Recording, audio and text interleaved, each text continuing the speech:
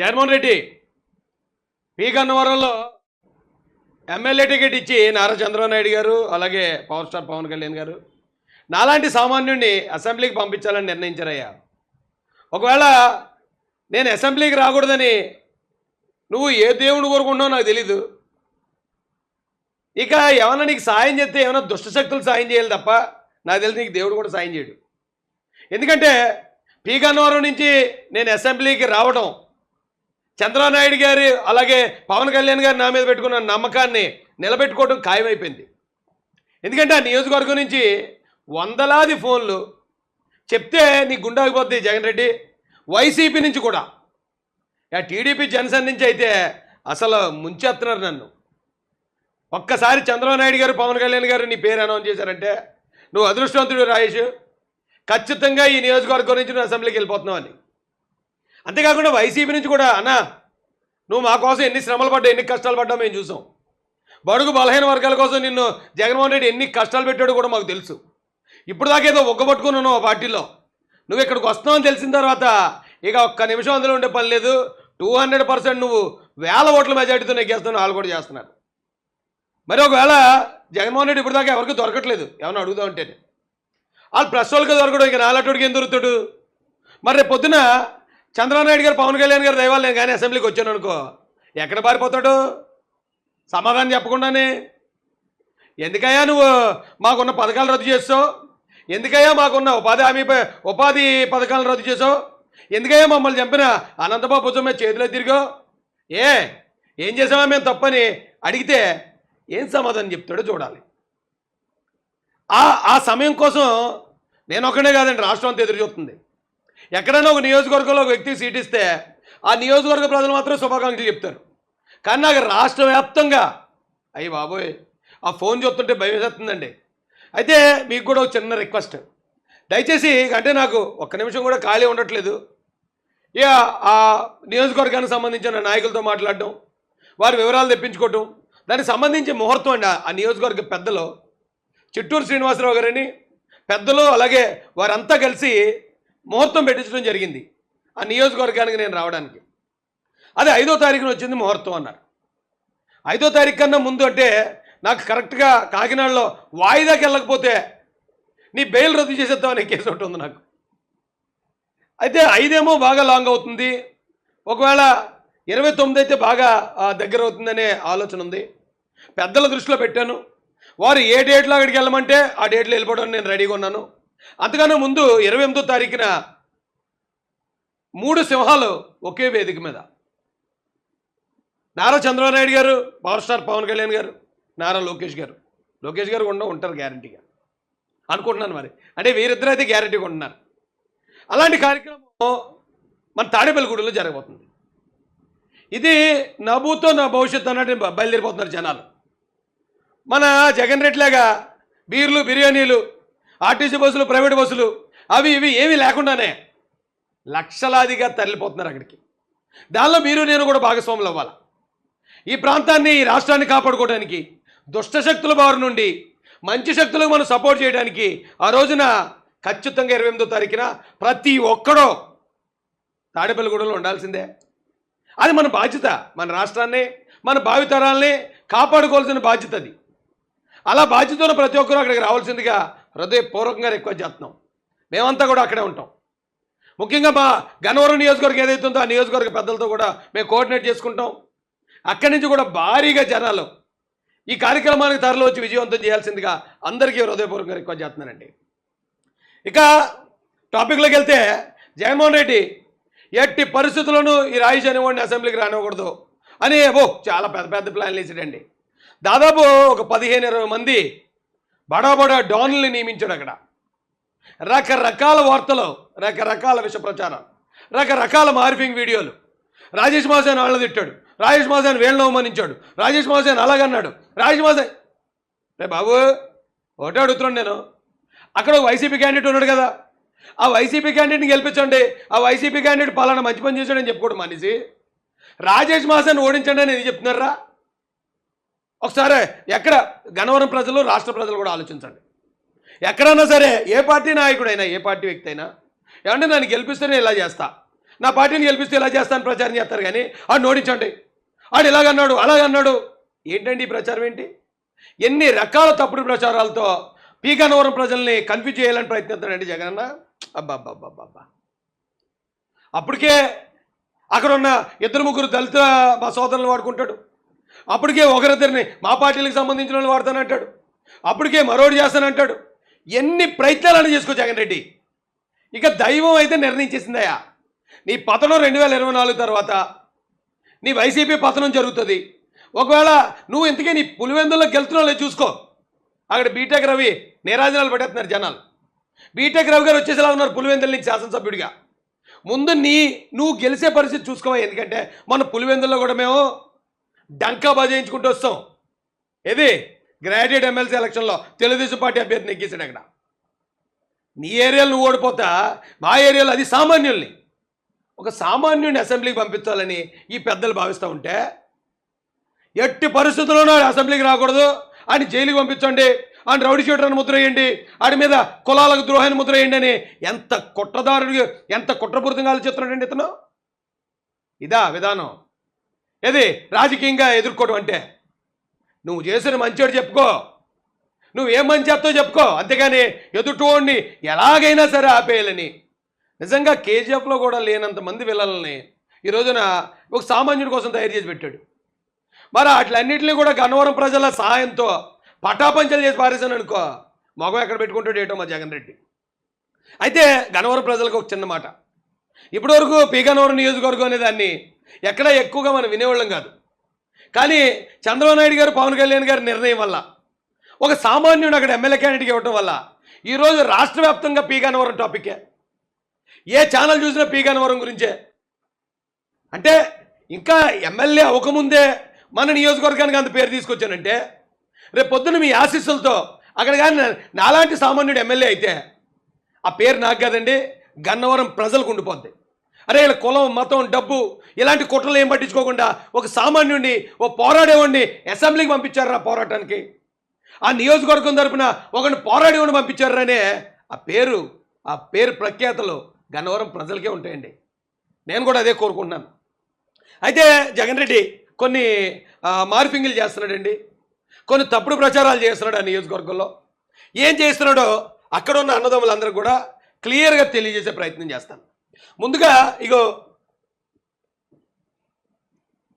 ఒక వీడియో ఒకటి, ఇగో నేను ఈ డ్రెస్లో ఉంటానండి.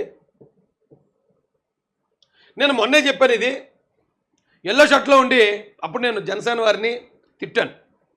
మీరు ఇక్కడ చాలా జాగ్రత్తగా గమనించాల్సింది టీడీపీ జనసేన వాళ్ళు కాదు కానీ వైసీపీలు గమనించండి ఒకసారి. వైసీపీలో ఉన్న అన్నదమ్ములకి చెప్తున్నాను నేను, ఈ రోజున మీరు జనసేనో లేకపోతే టీడీపీనో అందులో ఉన్న నాయకుల్లో తిడుతున్నారు. తిట్టడానికి కారణం ఎవరు? పైనుంచి చెప్తారు వాళ్ళు ఎలా చేశారు, అలా అన్యాయం చేస్తున్నారు, మీరు తిట్టండి, మీరు వాళ్ళ మీద పోస్టులు పెట్టండి అని చెప్తారు. మీరేమో పెడుతున్నారు. రేపు పొద్దుట ఇప్పుడు మీరు పెట్టిన పోస్టులని ఉపయోగించుకుని మిమ్మల్ని నాశనం చేయడానికి జైలుకి పంపించడానికి ఇదే వైసీపీ ఆలోచించి కుట్రబంతుంది అనడానికి నేనే ఉదాహరణ. ఎందుకంటే ఆ రోజు ఇది ఎప్పుడంటే ఉండండి ఒకసారి చెప్తాను. 2019 ఎలక్షన్కి ముందు అబ్బాయి పవన్ కళ్యాణ్ అంటే దళితులకు వ్యతిరేకి, క్రైస్తవులకు వ్యతిరేకంగా నమ్మించారు మమ్మల్ని. బాగా నమ్మించి వాళ్ళ మీద వీడియో మాట్లాడాడంటే నేను వీడియో మాట్లాడుతున్నాను. జనసేన పార్టీని మనం ఇలా చేయాలి అలా చేయాలని ఏదో అప్పుడు మరి వాళ్ళు ఇచ్చిన ఫీడింగ్, వాళ్ళు చెప్పిన పనే నేను చేశాను. ఆ రోజున చేస్తే ఈలోపు నేను మాట్లాడుతుండగా ఇక ఒక సోదరుడు ప్రదీప్ నాయుడు అనే సోదరుడు జనసేన పార్టీ, అప్పుడు ఆయన ప్రొఫైల్లో జనసేన పార్టీకి సంబంధించి ఉండేది. అతను ఏం పెట్టాడు చూడండి, నీ జాతి 100 రూపాయలు ఇస్తే పక్కలో పడుకుంటారు. ఎప్పుడైతే నేను ఈ మాట చూశానో, నేను అప్పటికి జనసేన మీద మాట్లాడుతున్నప్పుడు, జనసేనను విమర్శిస్తున్నప్పుడు ఈ కామెంట్ జనసేన నుంచి వచ్చింది అనుకుని ఇమీడియట్గా నేను కూడా బరస్ట్ అయిపోయాను.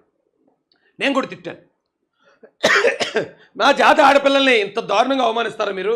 అసలు మీ జెండాలు ఎలా ఎగురుతాయో చూస్తాను నేను దళిత కాలనీలని తిట్టడం వాస్తవమే. కానీ నేను తిట్టిన దానికి 100 సార్లు క్షమాపణ చెప్పాను ఇప్పటికే ప్రతి జన సైనికుడికి. పవన్ కళ్యాణ్ గారికి అయితే కొన్ని లక్షల సార్లు మనసులో నేను ఆయనకి క్షమాపణ చెప్పాను, ఇప్పుడు కూడా చెప్తూనే ఉన్నాను. అయితే ఈ పెట్టింది వైసీపీ వాడు. ఈ తప్పుడు ప్రొఫైల్ పెట్టుకుని ఆడు ఇలా పెట్టి దళితుల్ని ఆ రోజున జనసేన మీద రెచ్చగొట్టారు ఈ నా సైకోగళ్ళు.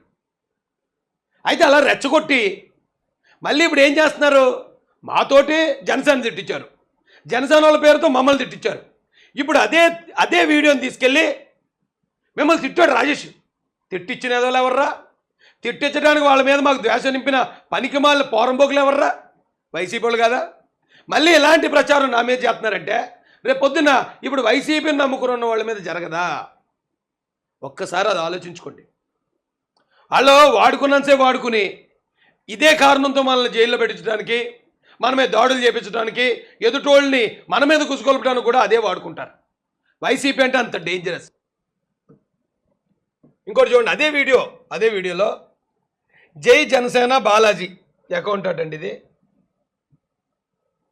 ఒరే కుల తక్కువ లా కొడక అని పెట్టాడు. వాస్తవానికి ఇది కూడా వైసీపీ వాడిదే. ఎందుకంటే ఈ ప్రొఫైల్ చూశాను నేను, ఇక్కడ ఓపెన్ చేశారా,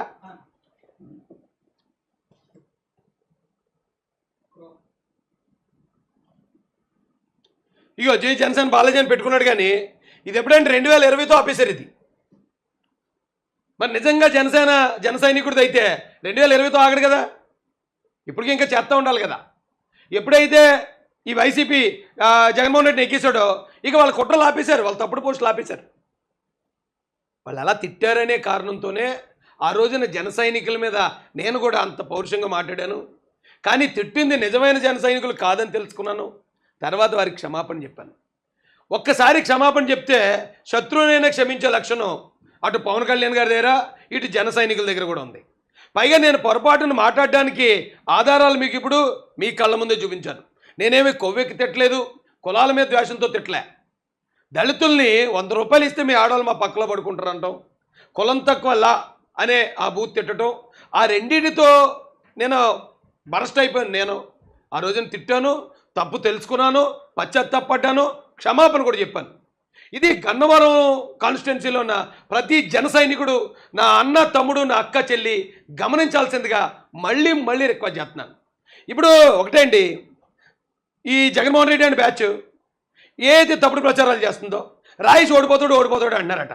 రాజేష్ ఓడిపోతాడు అన్నప్పుడు ఇన్ని తప్పుడు ప్రచారాలు అవసరం ఏంటి? అసలు నన్ను పట్టించు, రాజేష్ని ఇచ్చారు కదా, పోనీ ఓకే వీక్ కాబట్టి మా ఓడికి గెలిచేస్తానని హ్యాపీ ఫీల్ అవ్వాలి కదా. ఎందుకు ఇన్ని తప్పుడు ప్రచారాలు? ఎందుకు ఎంతమంది ఇలా రెచ్చగొడుతున్నారు? ఎందుకంటే 30,000కు తక్కువ కాకుండా పి గన్నవరం నియోజకవర్గంలో టీడీపీ జనసేన జెండా ఎగరబోతుంది. అది తట్టుకోలేని మా జగ్గుబాయ్, మా తొగ్లక్బాయ్, మా సైకోబాయ్ ఈ రకమైన పనులు చేస్తున్నాడు. ఇది ఒక ఎత్తు అనుకుంటే రాజేష్ మహాసేన హిందువులకు వ్యతిరేకి ఇది క్రియేట్ చేస్తున్నారు. దానికి కారణం కూడా చూపిస్తాను రండి మీకు.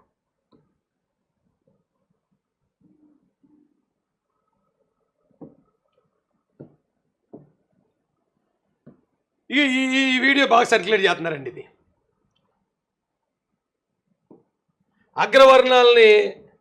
అగ్రవర్ణపు ఆడపిల్లలు ఏదో అన్నాడు కాబట్టి హిందువులకు వ్యతిరేకి, అగ్రవర్ణాలకు వ్యతిరేకి అనేది బాగా ఇదైతే ఇంకా విపరీతంగా ట్రోల్ చేస్తుంది. మీరు ఒకసారి ఆ ముఖం చూడండి, బాగా లేతగా ఉంటుంది నా ముఖం. ఇది జరిగి వీడియోలు పెట్టి దాదాపు 4-5 సంవత్సరాల క్రితమే ఇవి. అవి అయిపోయిన తర్వాత మేము చాలా మారాం, చాలా విషయాలు తెలుసుకున్నాం, చాలా మార్పులు చెందాం. అంతకుముందు ఎవరైతే శత్రువులు అనుకున్నామో అరే వాళ్ళు మనం శత్రువులుగా భావించాం. కానీ మనం తప్పుగా అర్థం చేసుకున్న వాళ్ళు ఎంతోమంది మనల్ని సమానంగా ఆదరిస్తున్నారు, సమానంగా చూస్తున్నారని చాలా వాస్తవాలు తెలుసుకున్నాం. తెలుసుకోక ముందు అవును మా మీద అన్టచబిలిటీ జరుగుతుంది, మమ్మల్ని కులం తక్కువలుగా చూస్తున్నారు అన్నప్పుడు మేము మాట్లాడిన మాటలవి కాదంటలే. ఎక్కడ నేను అదేమి ఇప్పుడు ఎవడో గోరెంట్ల మాధవగాడు గొడ్లెప్పుకుని తిరిగేసి అది మార్పింగ్, అది నేను కాదు అన్నాడు. ఒకవేళ అనాలంటే నేను చెప్పే అది నా మాటలు కాదు మార్పింగ్ అని, కానీ అబద్ధం చెప్పదలుచుకోలే. మనం అప్పుడు ఎప్పుడైనా పొరపాటు చేస్తే ఆ పొరపాటును ఒప్పుకోవటమే నిజమైన మనిషి లక్షణం. అప్పుడు నేను ఏం మాట్లాడాను, వీళ్ళు ఏం ప్రచారం చేస్తున్నారు, ఏ సందర్భంలో మాట్లాడాను. దీనికన్నా ముందు మళ్ళీ మర్చిపోతాను, నేను ఊహించలేదు చంద్రబాబు నాయుడు గారు, పవన్ కళ్యాణ్ గారు నన్ను ఒక ఎమ్మెల్యే అభ్యర్థిని చేస్తారని. ఎమ్మెల్యే అభ్యర్థి నేను ఒకవేళ అయ్యే అవకాశం ఉందనుకుంటే దాన్ని తగ్గ ఏర్పాట్లు చిన్న చితక చేసుకుందినేమో. అదేమీ లేదు, నాకు ఇచ్చింది మీటింగ్స్ పెట్టడం, దళితులను చైతన్యం చేయటం, టీడీపీ జనసేన కూటమి వైపు వారిని తీసుకురావటం, ఆ మోసగాడి నుంచి ఈ మంచోళ్ళ వైపు నా జాతిని తీసుకురావడం అనేది నా బాధ్యత అనుకున్నాను. ఈ లోపల సడన్గా లాటరీ టికెట్కి లాటరీ తగిలేసినట్టు రాజేష్ మహాసేనకి ఎమ్మెల్యే టికెట్ తగిలేసింది.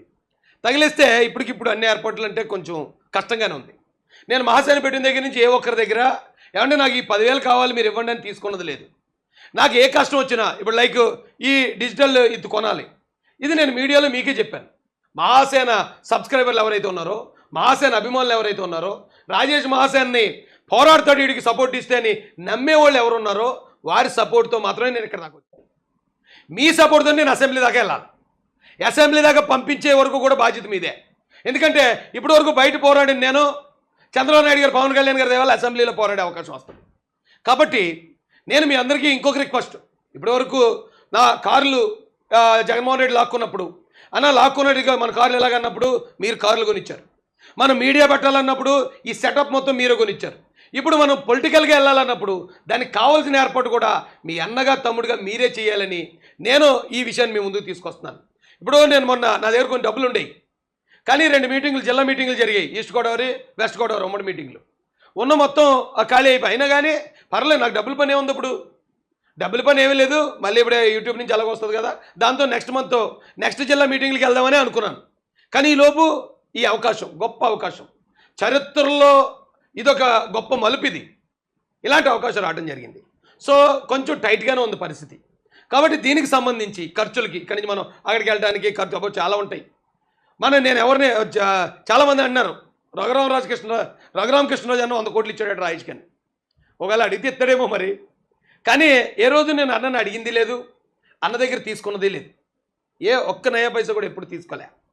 ఎందుకంటే ఒక వ్యక్తి దగ్గరికి వెళ్ళి అన్న నాకు ఈ డబ్బులు అవసరం ఉందని తీసుకుంటే ఆ రోజుతో ఆ బంధం ఇక న్యాచురల్గా ఉండదు, కమర్షియల్ అయిపోద్ది. కాబట్టి ఇప్పటికొచ్చి ఎవరిని, నాకు పెద్దలు చాలామంది పరిచయం ఉన్నారు, నాకు ఆర్థికంగా చాలా ఇబ్బందులు ఉంటాయి, కానీ ఎప్పుడు ఏ ఒక్కరి దగ్గర కూడా నాకు ఈ ఆర్థికంగా ఈ అవసరం ఉందని ఎప్పుడు ఎవరిని అడగలేదు, ఎవరి దగ్గర తీసుకోలేదు. అడిగితే ఇచ్చేవాళ్ళు చాలామంది ఉన్నారు నాకు.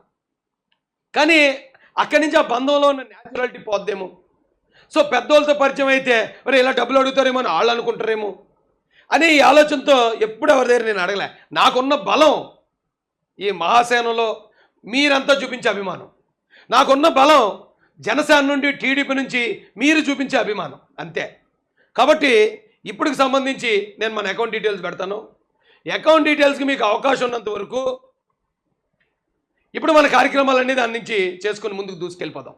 ఎందుకంటే చాలామంది అనుకుంటారు పార్టీ నుంచి డబ్బులు వచ్చేస్తాయేమో. ఇప్పుడు డబ్బులు 100 కోట్లు ఖర్చు పెడతానన్న వాళ్ళకే అవకాశం రాలేదు. ఇది అలాంటిది ఇంత గొప్ప అవకాశం మనకి ఇస్తే మళ్ళీ ఏమండి నేను ఇక్కడి నుంచి అక్కడికి వెళ్ళడానికి నాకు డబ్బులు కావాలండి, నాకు ఇలా చేయండి అలా చేయండి, తప్పు కదండి. నిజంగా వారు మన మీద పెట్టుకున్న నమ్మకం ఏరి, ఈ ముగ్గురు మన మీద పెట్టుకున్న నమ్మకాన్ని ఖచ్చితంగా మనం నిలబెట్టి తీరాల్సిందే. కాబట్టి దీనికి సంబంధించిన వివరాలు కింద ఉన్నాయి. ఇక మీరు చేయాల్సిన పని ఏదో మీరు చేస్తారని నేను భావిస్తున్నాను. ఈసారి ఈ వీడియో ప్లే చేస్తానండి. అయితే నేను గతంలో మాట్లాడిన వీడియోలు చూడడం నాకే కొంచెం మనసుకి ఇబ్బందిగా ఉంటుంది. ఆ జనసేన వారి మీద మాట్లాడిన వీడియో చాలాసార్లు నాకు పెడుతూ ఉంటారు, కానీ ఓపెన్ కూడా చేయను. ఎందుకంటే చేస్తే నేను మాట్లాడిన మాటలు నన్నే బాధిస్తాయి.